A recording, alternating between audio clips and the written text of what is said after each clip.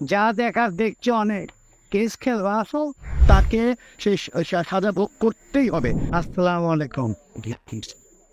আমি 106 জনও বলবো না, আর 103 জনও বলবো না। যারা বাকি আছে, আশা এখনো হয় নাই, হয়তো অনেকে বাকি, তাদের সবাইকে নিয়ে আমি শিল্পী সমিতির সবাইকে ধন্যবাদ জানাচ্ছি। কারণ আমরা কাউরে আলাদা করতে চাই না। আমি ডিপজল পর কয়েকবার বলেছি, সেই যাদের বাদ দেওয়া হয়েছে তারা যেহেতু একদিনের জন্য কাঠ পেয়েছে, তারা শিল্পী এবং তাদের শিল্পী কাঠটা ফিরে দেওয়া উচিত আমি মনে করি। তা আমরা সুযোগে আসছে, আমরা সবাইকে গ্রহণ করে নিলাম এবং বিগত দিনে যারা যে ভুল করছে তাদের আমরা ক্ষমা দৃষ্টিতে দেখে, আপনারাও ক্ষমা দৃষ্টিতে দেখে তাদের সাথে ধৈর্য ধারণ করে কাজ করে এগিয়ে যান। এবং ফিল্ম ইন্ডাস্ট্রি পিছনে তাকানোর সময় নাই, যেহেতু ফিল্ম ইন্ডাস্ট্রি শেষ। ফিল্ম ইন্ডাস্ট্রি কীভাবে ভালো হবে ওইভাবে কাজ করতে হবে। কাঞ্চন ভাই বলে গিয়েছেন পিকনিকে, গত পিকনিকে ওনার কথা শুনলাম, কি কি কাজ হয়েছে নেই তা আপনারা শুনলেই বুঝতে পারবেন।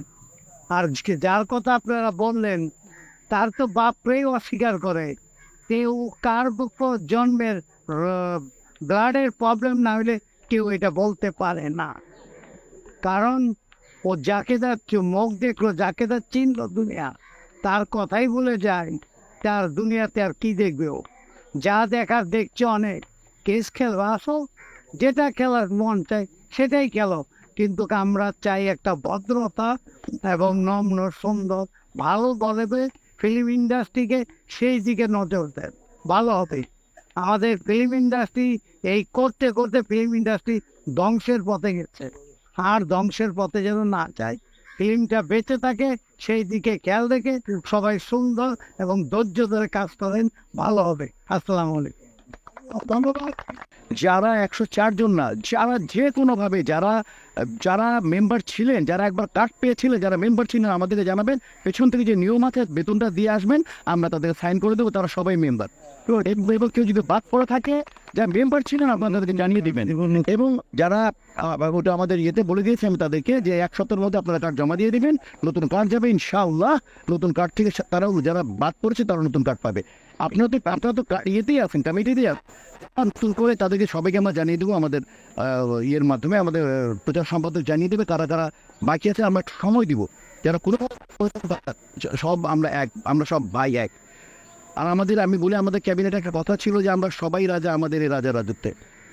আর আপনারা আমাদের এই সবাই ওই যে 570 জন এরা আমরা সবাই, আপনারা সবাই প্রেসিডেন্ট, আপনারা সবাই সেক্রেটারি।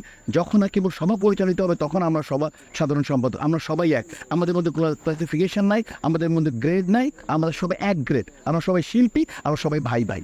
ঠিক আছে, শুধু আপনাদের সহযোগিতা চাই।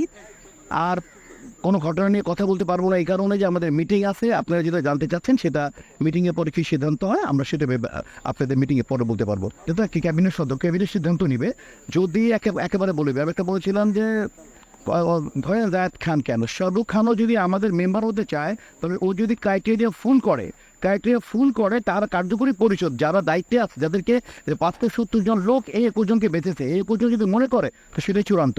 কাজে হচ্ছে যদি পরিপন্থী কোনো কাজ করা হয় তাহলে নিশ্চিতভাবে তাকে সেই সাজা ভোগ করতেই হবে। সেটা যে কেউ হতে পারে, যিনি সংবিধানকে ক্ষতবিক্ষত করেছে আপনি নিশ্চিত থাকেন তাকে যে দেব।